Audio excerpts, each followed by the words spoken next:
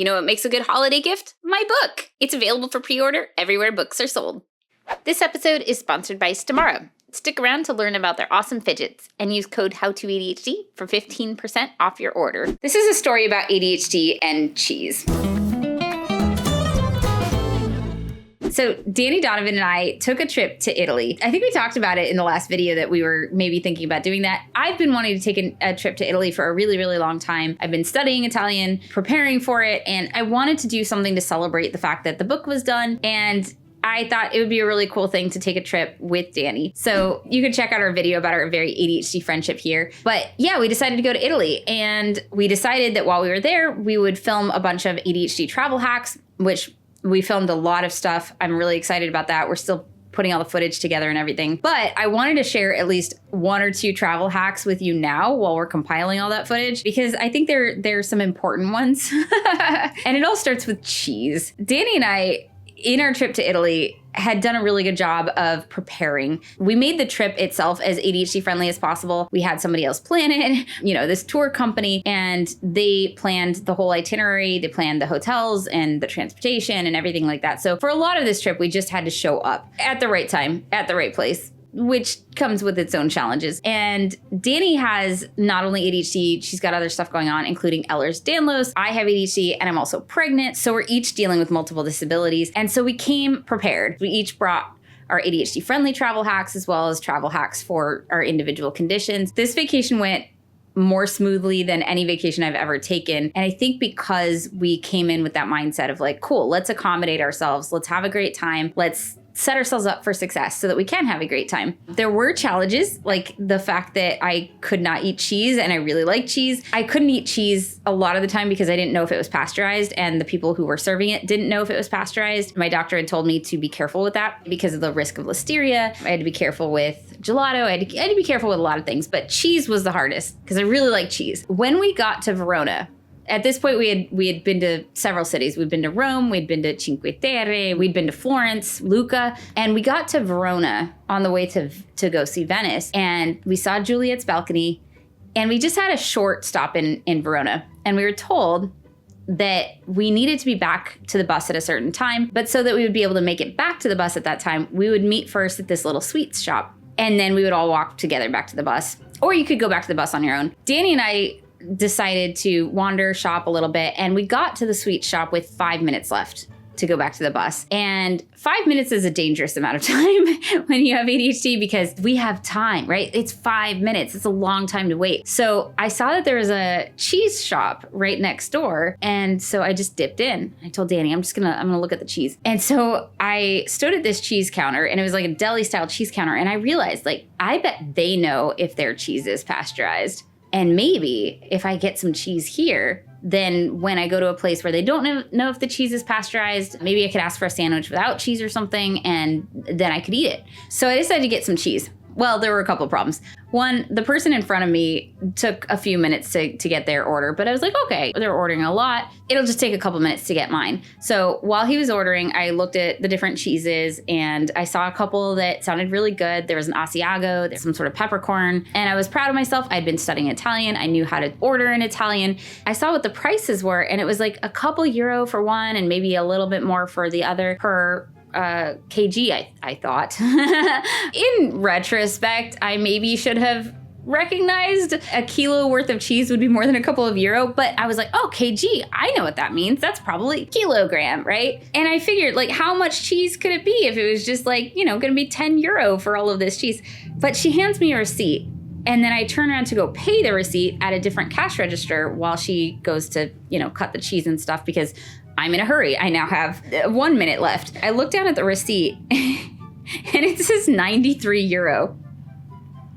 I didn't at this point in the trip have 93 euro. It left in my account. So I had to quickly transfer some money into my account so that I would have the money to cover this. It did occur to me that I could maybe say like, hey, I didn't mean to order 93 euros worth of cheese, but I didn't have time. And while my Italian was okay, I was pretty sure it was not good enough to have that conversation in the now 10 seconds that I had left before I had to leave for the bus. So I paid it, and I was at this point just hoping that I hadn't ordered a ridiculous amount of cheese and that it just happened to be really expensive. So I turn around and they're packaging up the cheese. So they get it out of the case. It's an enormous like half wheel of cheese. And then they cut that in half, and I'm waiting for them to cut it in half again, or, cut it smaller.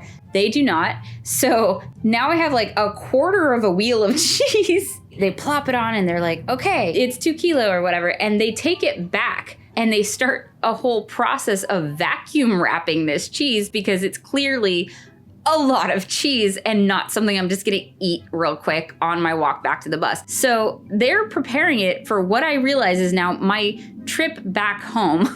And then they get the other cheese because I'd ordered 2 types of cheeses. So they get the other cheese, and now there's way too much of that cheese, and they take that back and they're packaging it up. And I'm like, oh my God, I am so late for this bus. What have I done? What have I gotten myself into? So I'm texting Danny like, hey, don't let the bus leave without me, because we're in Verona and we're on our way to Venice. I don't know how to get to Venice if I miss this bus, but we have been very clearly told the bus cannot stay where it is for very long because the police will shoo it along. So we had to be on time. One of my favorite travel hacks, bring fidgets. There are a lot of times when you're waiting around or trying to focus where it's helpful to have fidgets on hand. Even if you don't need to use them, it's really nice to know that they're there just in case. Stimagz are one of my favorites because they're designed for adults, unlike a lot of fidgets, and they're designed with quality in mind over all else. And if any units don't meet their strict quality standards, they sell them at a steep discount instead of sending them to the landfill. The magnets are really strong, and after playing with them, dropping them, traveling with them, they're still in really good shape. These are high quality fidgets designed by a neurodivergent team for the neurodivergent community. And you get a bunch, so you can take them with you and leave some at your desk so you're not fidgetless when you get back and haven't unpacked yet. Stimagz are also a pattern-based fidget, which makes them more cognitively stimulating than other fidgets, which are only physically stimulating, such as fidget spinners. This allows you to better regulate your sensory needs and get to an ideal level. They also just added sensory-friendly t-shirts to their store, which I am wearing right now. This looks like a simple black t-shirt. It is not. It is not only tagless, which is important for a lot of us with sensory issues, and they don't state this specifically, but the seams feel better than other shirts too.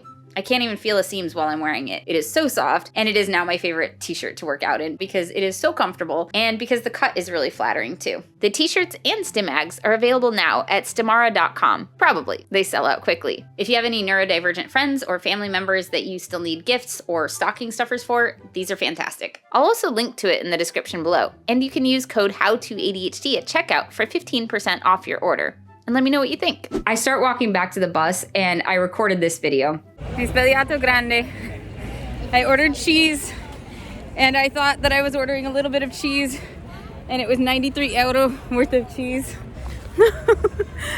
I ordered 1 kilo of one type of cheese and 2 kilo of another type of cheese, and that ended up being way more cheese than I expected. But the funny thing is, she was like, 1 kilo? And I said, sono degli Stati Uniti. Forse è troppo? Is it too much? I'm from the United States. Is it too much? And she goes, no. And I get back to the bus and I get on the bus and I tell Danny what happened and I show her the cheese, and I recorded some of that too. What did you do?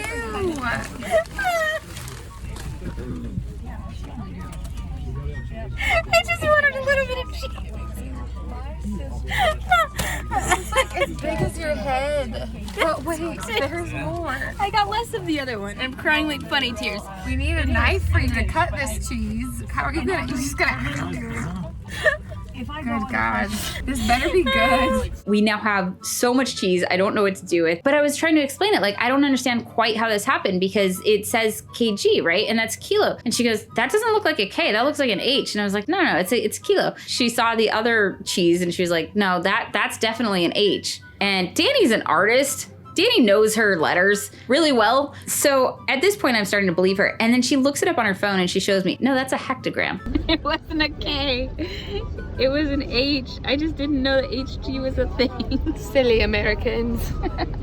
I did not know that hectogram was a thing. I had never heard this measurement in my life. I am from the United States. We do not use the metric system. I understand that it is superior in many ways and very simple once you understand it. But for me, who's used to pounds and ounces, like I have no idea what this amount of cheese would be. Moral of the story here, before you go to a foreign country, maybe learn the measurement system before you try and order using it.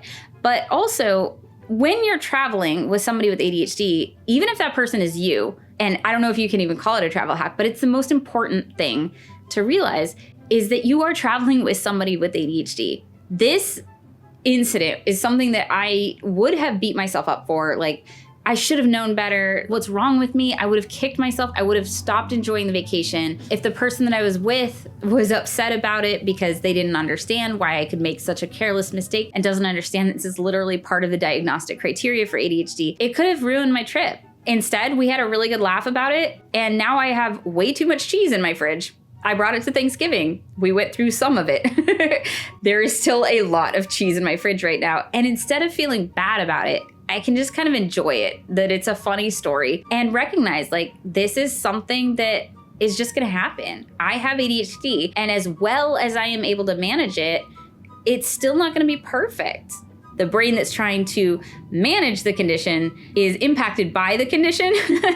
I'm trying to executive function my way into, all these accommodations and supports for myself, but with the brain that is executive function impaired.